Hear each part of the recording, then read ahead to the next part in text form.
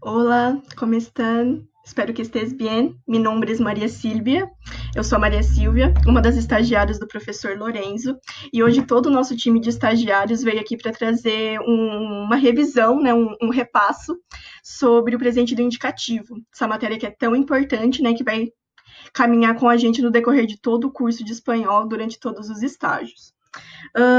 No começo desse vídeo, eu trouxe para vocês a definição do termo, o que é, né, o modo indicativo e quando que a gente deve utilizar ele, certo? Vamos começar então com a definição do termo. Quando a gente pensa em indicativo, o modo indicativo, eu acho que uma das principais palavras, significados que precisa vir na nossa cabeça é a questão que o modo indicativo traz informações novas para a gente. Mas que tipo de informações novas são essas? São informações novas que, todavia, nem hecho explícitas, ou seja, são informações que ainda não foram concretizadas, né, não foram oficializadas para quem está ouvindo, e que nem o próprio interlocutor, né, ou seja, essa pessoa que está ouvindo não pode nem supor isso que está sendo dito. Dá para destrinchar isso um pouquinho melhor para ficar mais claro. Então, aqui, ó, o modo indicativo vai expressar ações reais, ações concretas e situações objetivas e efetivas. Então, toda vez que você quer declarar algo, oficializar algo, deixar de maneira explícita aquilo que você está querendo passar para a pessoa, você vai usar o indicativo. Então, vai ser um acontecimento, seja ele real ou imaginário, mas que sempre vai ter essa denotação de certeza, de clareza, de objetividade, certo? Vai ser um fato que a gente consegue comprovar justamente por conta desse verbo que está no indicativo. Diferente, portanto, dos outros dois modos que existem, que são o subjuntivo e o imperativo. O subjuntivo, por sua vez, vai ser completamente o oposto do indicativo, porque ele vai transmitir, né, vai dar a ideia de uma frase que vai ter essa denotação de possibilidade, de desejo, de dúvida, algo não concreto e irreal. E o imperativo vai expressar justamente essa questão da ordem, da imposição, do pedido e da obrigação. E aí, quando a gente deve utilizar, né, quando a gente consegue perceber que a frase, né, os termos estão no presente do indicativo. Aqui eu trouxe alguns exemplos, e onde está em negrito são justamente os verbos que estão no presente do indicativo, e vão ser justamente por conta deles que a gente vai perceber que as frases vão ter esse sentido de clareza, de certeza e de objetividade. Então vamos lá. Aqui temos: Los niños juegan en el jardín. Os meninos, os garotos jogam no jardim. Eu tenho muitos sonhos. Eu tenho muitos sonhos. La clase de espanhol empieza a las 4 em ponto. A aula de espanhol começa às 4 em ponto. Nosotros preferimos viajar em outro coche. Nós preferimos viajar em um outro carro. Ella vuelve de la escuela a las 12 menos 10. Ela volta da escola 10 para o meio-dia. Então, vocês conseguem perceber que são, assim, informações, são fatos concretos, é uma informação, assim, que traz clareza, objetividade para quem tá ouvindo. Sou eu, falante, que estou dizendo que eu tenho muitos sonhos, entende? Isso é um fato, eu tenho muitos sonhos. Los niños juegan en el jardín. Eu estou falando, eu estou afirmando, através do verbo jogar, que os meninos estão jogando no jardim. Isso é um fato que está acontecendo naquele determinado momento. Lembrando, inclusive, que eu não consigo apenas por meio do verbo no presente do indicativo trazer essa questão da afirmação, da objetividade nas frases. Eu consigo muito bem trazer esse sentido em verbos que estão tanto no passado quanto no futuro, tá? E aí, como que a gente vai conseguir conjugar esses verbos? A gente sabe muito bem que existem verbos que são regulares e irregulares. E é a partir desse verbo, como eu disse antes, que a gente vai conseguir transmitir essa ideia, no caso do indicativo, dessa certeza. A Ana, agora a seguir, vai mostrar para vocês como deve ser feito a conjugação dos verbos, começando pela regularidade deles. tá? Acompanha aí com a gente para continuar nessa imersão, né, do presente do indicativo para vocês ficarem fera no assunto, beleza?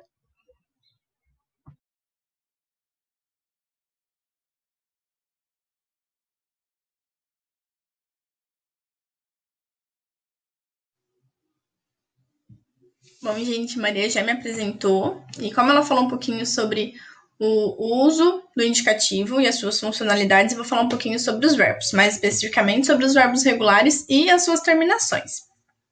Bom, por que a gente chama ele assim, de verbo regular? Porque ele vai manter um padrão dentro da conjugação. Então, quando a gente for conjugar um verbo regular, a gente vai manter a raiz e vai cambiar somente a terminação. Mas, Ana, o que significa isso? Vamos lá.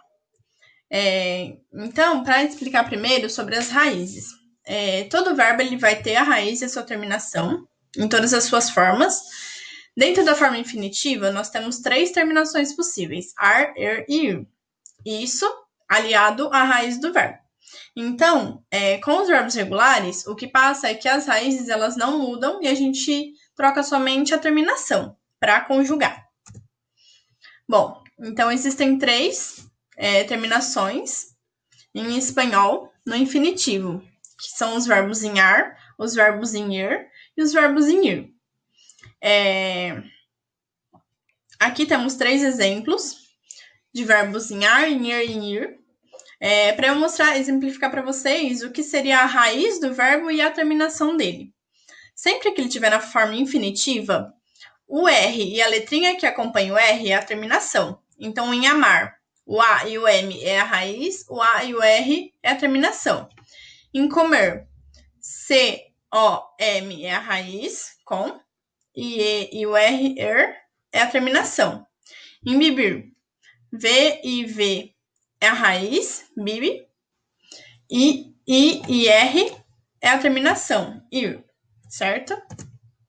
Bom, aqui temos exemplos dos 3 verbos, das 3 conjugações, e como vai ser esse padrão de conjugação. Então, para os verbos em ar, essa sequência em vermelho vai ser sempre igual. Então, quando eu quiser conjugar o verbo na primeira pessoa, eu mantenho a raiz e acrescento o. Na segunda pessoa, mantenho a raiz, acrescento as.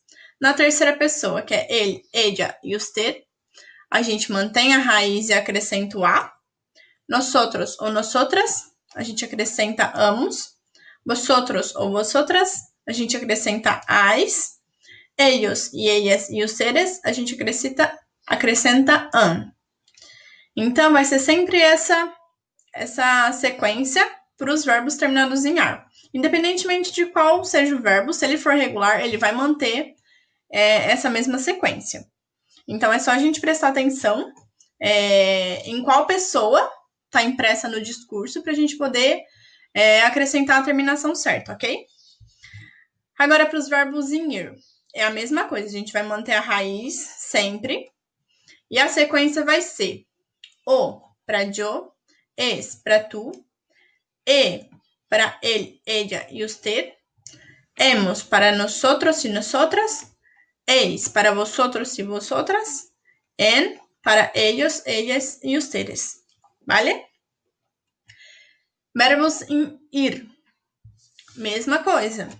A gente mantém a raiz, que é sempre o pedacinho do verbo antes da letrinha mais R, e a gente acrescenta de acordo com a pessoa.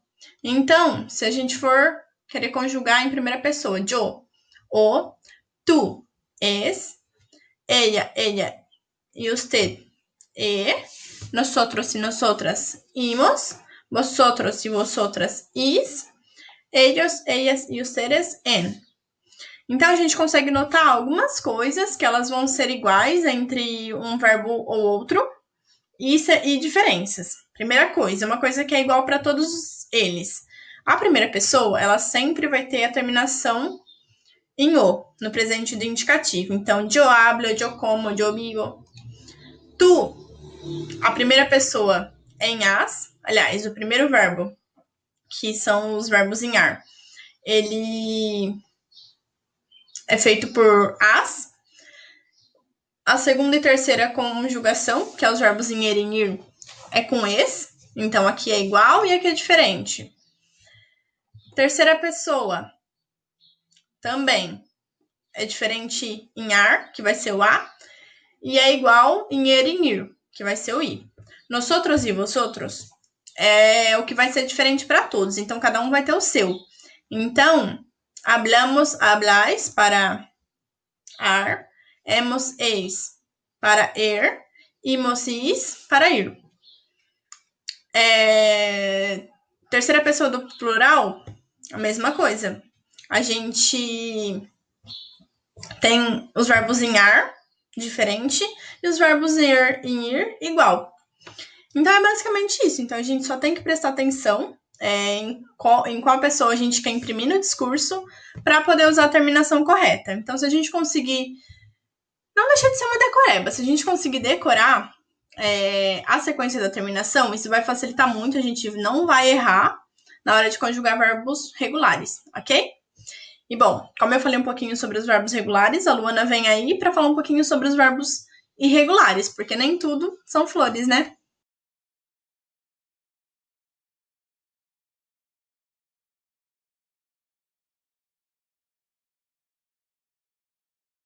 Tudo bem? Agora eu vou falar para vocês um pouco sobre os verbos irregulares. Como já foi explicado para vocês, os verbos regulares são aqueles que seguem um certo padrão na hora da conjugação. Eles seguem uma certa regrinha nas pessoas do verbo. Mas nem todos os verbos eles seguem essa regra, seguem esse padrão. E os verbos que não seguem esse padrão são chamados de verbos irregulares, ou seja, há uma irregularidade na hora da sua conjugação. Tem dois tipos de verbos irregulares na língua espanhola e eu vou falar de um tipo deles, que são os verbos irregulares que sofrem de tongação, ou seja, que sofrem de tongação. Nesses tipos de verbo, a vogal mais fraca, também chamada de vogal átona, do verbo infinitivo, ou seja, na sua forma sem conjugar, é substituída por outra vogal ou por um ditongo no momento em que ele passa a ser conjugado no presente do indicativo. Assim como vocês podem observar na tabelinha, no caso do verbo empezar, a vogal mais fraca, a vogal átona, é a vogal E. E essa vogal ela é substituída pelo ditongo, ou seja, pelo encontro entre duas vogais e E. É assim que a conjugação fica. Yo empiezo, tu empiezas, él, ella y usted empieza, pulam nosotros y vosotros, ellos, ellas y ustedes empiezam. E isso também acontece com o verbo poder, em que a letra O é substituída pelo ditongo UE, e o verbo pedir, em que a letra E é substituída pela vogal I. Bom, gente, por que eu pulei o nosotros e o vosotros? Porque, como acho que vocês devem ter percebido, essa mudança, essa substituição da vogal não acontece para essas duas pessoas do verbo. Assim que fica empezamos e não empiezamos, e empeçais e não empiezais. Não muda, não tem uma troca de vogal por um ditongo ou por uma outra vogal nessas duas pessoas do verbo. Bom, aí vocês devem estar se perguntando, tá, mas por que essa ditongação ela acontece tanto na língua espanhola, mas não acontece tanto no português, por exemplo? E agora uma curiosidade para vocês. Na verdade, a língua espanhola ela é um pouco mais dinâmica, ela tem um falar mais rápido do que o português. E para que esse falar seja mais rápido, não tenha uma falha, uma trava na comunicação, eles usam esses ditongos, eles usam essa troca de vogais por outra para acelerar a comunicação. Então, observa a frase abaixo, as frases abaixo, né? A maneira certa de falar a frase é yo empiezo a hacer mis tareas muy temprano, ou seja, eu começo a fazer as minhas tarefas muito cedo. E essa é a forma correta. Agora, se eu falasse, yo empiezo a hacer mis tareas muy temprano, se não tivesse essa substituição da vogal pelo ditongo, os nativos falam que dá uma trava na comunicação. A comunicação fica travada e não fica tão rápida a linguagem como eles gostariam que fosse. Bom, gente, isso foi tudo por agora. E o Fernando agora vai explicar sobre os verbos irregulares na primeira pessoa, na primeira persona.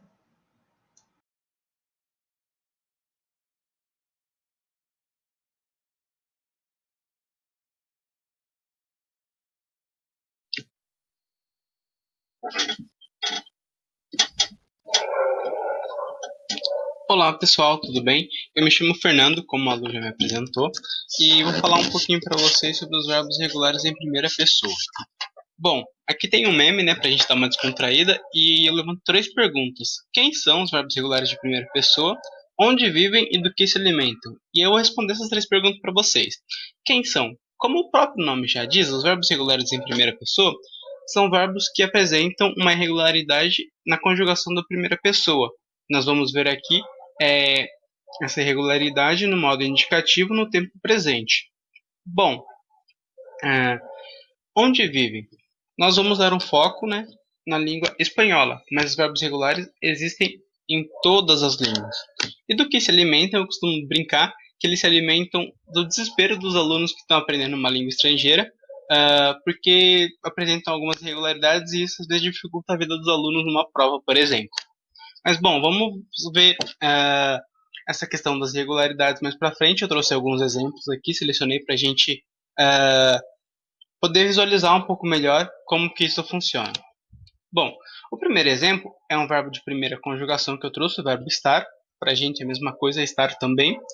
E, bom, vamos lá. Como que a gente costuma fazer a conjugação de um verbo? A gente parte da raiz, né? Como já foi falado nos últimos slides. Bom, do verbo estar, a raiz é est. Se eu tirar o ar, que é a forma, a desinência, né, da primeira conjugação, os verbos terminados em ar, se eu tirar o ar, fica est. E esse est, vocês podem ver aqui, ó, em todas as pessoas tem esse est no começo, ou seja, a raiz permanece. No caso do verbo estar, o que vai mudar vai ser a desinência, que na primeira pessoa, ao invés de o, como a gente está acostumado, né, com os verbos regulares, a desinência ser o, vai ter uma mudança. Ao invés de o, vai ser oi. Então, a irregularidade do verbo estar aqui vai ser na sua desinência da primeira pessoa e não no seu radical, como costuma acontecer na maioria dos casos. Então, aqui a conjugação ficaria dessa maneira no verbo estar. Yo estoy, tú estás, él, ella, usted está, nosotros estamos, vosotros estáis e ellos, ellas, ustedes están. Bom, agora eu vou passar para um outro exemplo do verbo de segunda conjugação, o verbo hacer. Aqui o que acontece? Também, né, a irregularidade é na primeira pessoa. Se vocês cortarem aqui o er, que indica a conjugação do verbo, e forem olhar as pessoas, vocês podem ver que o ac, que é o radical, ele permanece em todas as pessoas. O que vai mudar vai ser a primeira pessoa, que ao invés de ac, vai ser ag. O que acontece? O C do radical, ele dá lugar a um G. Então, ao invés de aco, que seria, vamos dizer assim, se o verbo fosse regular, a conjugação da primeira pessoa seria yo aco. Vai ser diferente, vai ser ago. Tanto para melhorar a pronúncia, porque ago, para os espanhóis, né, e para os falantes de língua espanhola de uma forma geral, flui melhor, né, na fala do que um aco. Bom, agora um outro exemplo também de segunda conjugação, o verbo poner, como vocês já viram. aqui. Bom, temos na tabela e a irregularidade vai ser na primeira pessoa. Aqui o que acontece? Ao invés de se trocar uma letra por outra na primeira pessoa, vai se inserir uma letra ao radical. Se eu tirar aqui o er, né, que é a indicação do infinitivo da segunda conjugação, eu vou ter pom. Então, pom seria o radical. Vocês podem ver que todas as pessoas têm o pom. Ó. Na primeira, junto com esse radical, né, essa raiz, você adiciona um g, que ao invés de pono, que seria se, né, fosse regular, o verbo poner, seria diopono, vai virar diopongo. Eu acho que até fica muito mais fácil para a gente falar, né, quando a gente às vezes está conversando em espanhol, né, que é uma língua mais fluida, como a Lu já comentou, fica muito mais fluido ser pongo do que pono, né, que é um pouco mais truncado. E o mesmo acontece, essa inserção do G, acontece com o verbo salir. Por exemplo, salir, se eu for pegar o radical, é sal. Na primeira pessoa, o que acontece? Não é salo, mas salgo. Tem esse acréscimo do G. Então é o mesmo caso. Geralmente, as palavras, né, os verbos, que têm a raiz terminadas em N ou L, sempre vão ter inseridos junto a ele na primeira pessoa, né? Que são verbos que geralmente apresentam irregularidade na primeira pessoa, o G. Bom, agora vamos passar para um outro verbo, para a gente ver. Cair, que também é de segunda conjugação, e aqui tem uma nova irregularidade, que não se assemelha a nenhuma que a gente já viu, nem com o a ser, que o C vira um G, né? E nem do poner, que do pom você acrescenta um G, você acrescenta uma letra ao radical. Aqui o que vai acontecer? Vão ser acrescidas duas letras ao radical. Se a gente for ver aqui cair, a desinência de definitivo é o er, né? Se eu tirar ele, fica K. Então K seria para mim a raiz do verbo cair. E aí vocês podem ver que em todas as pessoas tem sempre a raiz presente, ó, K, em todas elas. Na primeira pessoa, ao invés de ser cal, que seria se fosse uma forma regular, seria jocal, vai ser jocaigo, porque melhora a pronúncia e também porque a inserção de um i e de uma g junto com a raiz, ou o radical, certo? Então ficariam dessa maneira a conjugação. Yo caigo, tu caes, ele cai. Nosotros caemos, vosotros caí, ellos caem.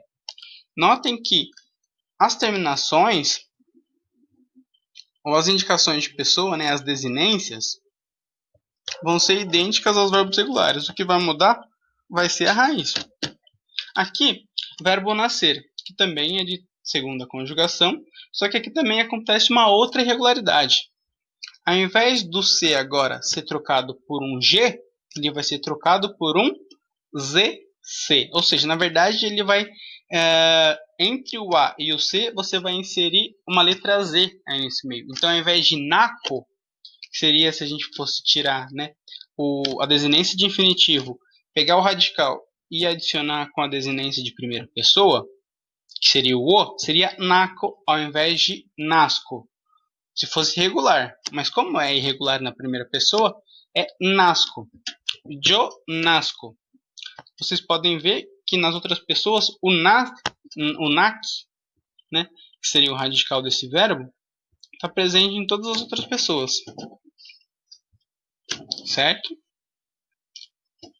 Bom, agora a gente vai partir para dois verbos muito específicos em que não há nenhuma irregularidade específica, nem no radical, que é a raiz, nem na desinência, que seria a terminação do verbo conforme as pessoas.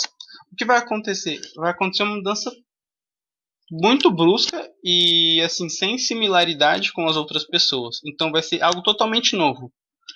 Vai ser uma mudança tanto no radical quanto na terminação. O verbo saber. Eu sei. Se a gente fosse seguir a regra e começar pelo radical, e se fosse um verbo regular, o verbo saber, se eu tirar o er, fica sabe. Então a primeira pessoa seria eu sabo, certo? Porque a desinência de primeira pessoa, mais sabe, sabo. Só que aqui o que acontece? Não segue nenhuma regra e vai ser totalmente diferente, totalmente distinto do que seria o radical dessa palavra.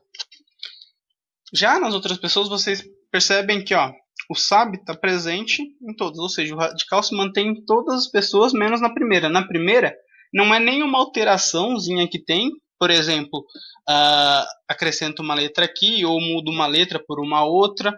Não, vai ser um câmbio, né? O câmbio será total. E agora, né?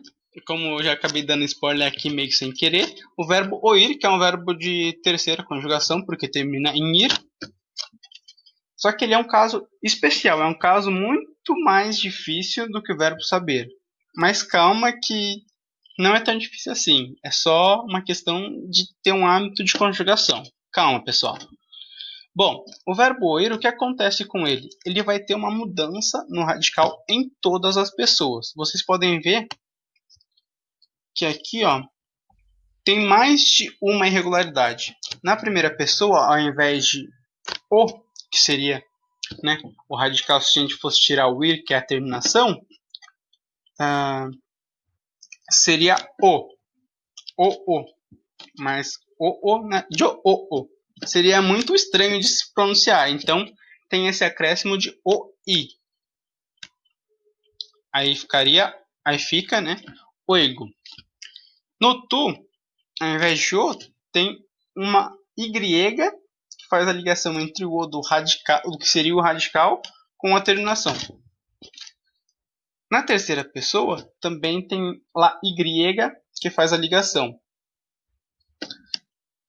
Nosotros e vosotros, a gente vai ter um i de ligação ao radical. E na terceira pessoa do plural, acontece a mesma coisa que na terceira pessoa do singular. Tem la y de ligação, de correlação.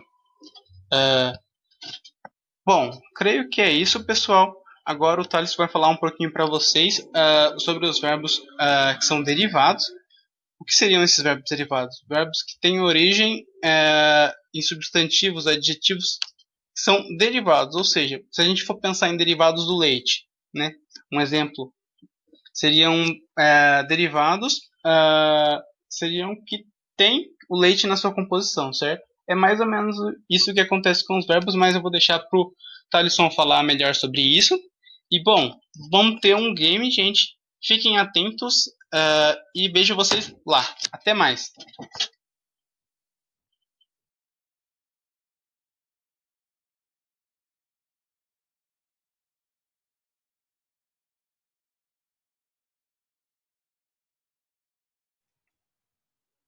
Hola a todos, ¿cómo están? Ojalá que todos estén bien. Me llamo Talison y yo voy a tratar sobre el tema de los verbos derivados de sus respectivas conjugações, ¿vale? Verbos derivados e as suas conjugações. O que são os verbos derivados, né? Os verbos derivados, pessoal, no espanhol, assim como em português, são verbos que tomam emprestado em sua estrutura uma palavra, um adjetivo ou um verbo. Tá? Nos próximos slides, nós vamos averiguar como que isso ocorre, ok? E como conjugar, tá? Vocês vão ver que não é um assunto complicado, que não é um assunto, assim, impossível de aprender, por conta que é só seguir a regra que vocês viram nos vídeos anteriores, tá? Dos nossos colegas estagiários, ok? Para empezar, yo voy a hablar ahora sobre los sustantivos, ¿vale? El verbo aguar, barnizar, cuadrar. Ustedes pueden averiguar que en el verbo aguar, que en su estructura viene de agua, barnizar de barniz, que significa verniz, cuadrar de cuadro. Todos ellos pertenecen a la primera conjugación. Luego, para conjugarlos, yo solo necesito seguir la misma regla que ustedes ya han visto, ¿vale? ¿Qué es? Para yo barnizo, por ejemplo, con el verbo barnizar. Por ejemplo, con el verbo barnizar. Yo barnizo, tú barnizas Él, ella, usted barniza, nosotros, nosotras barnizamos, vosotros, vosotros barnizáis, ellos, ustedes barnizan. ¿Ok? Y ahora los verbos que tienen su estructura, un verbo, ¿vale? Toma prestado un verbo en su estructura. A ver, el verbo conjugar, de mejorar, desmoralizar, desprender, recorrer y sobrevivir. Bueno, y la regla sigue la misma si vamos a hacer la conjugación. Por ejemplo, el verbo desprender, como la terminación es luego yo. Desprendo, tú. Desprendes, él, ella, usted. Desprende, nosotros, nosotras. Desprendemos, vosotros, vosotras. Desprendéis, ellos, ellas, ustedes desprenden.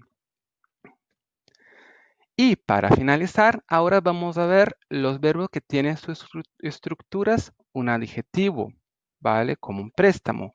Por ejemplo, agrandar, que tiene el origen del adjetivo grande, blanquear, de blanco, y librar, de libre. Bueno, como ejemplo, yo voy a hacer una conjugación, la conjugación del verbo agrandar.